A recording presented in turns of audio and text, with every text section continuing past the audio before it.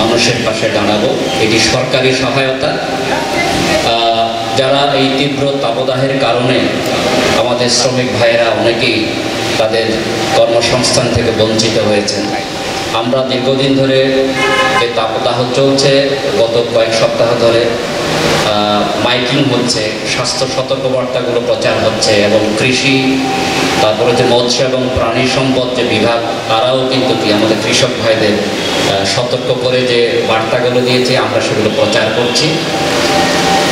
তো আজকে আমরা সকলকে একসাথে নিয়েই আমরা আমাদের শ্রমিক ভাই যারা তারা যে কর্মসংস্থান থেকে এই তাপপ্রবাহের কারণে বঞ্চিত হয়েছে সেটি মাথায় রেখে সরকারি সহায়তা বাবদ আমরা কিছু আর্থিক সহযোগিতা এখানে রয়েছে। পাশাপাশি বিশুদ্ধ পানি এবং এক বক্স করে এখানে খাবার স্যালাইন রয়েছে।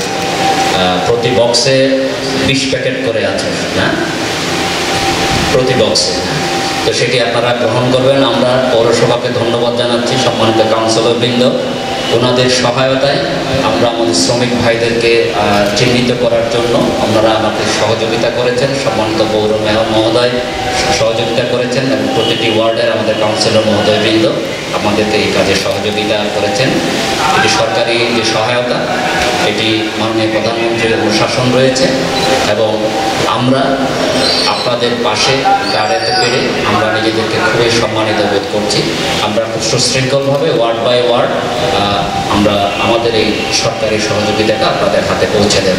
আপনারা এসেছেন, আমরা আপনাদের পাশে থাকতে পেরে আমরা খুবই সম্মানিত এবং গর্বিত এই কাজে সংযুক্ত থাকতে পেরে।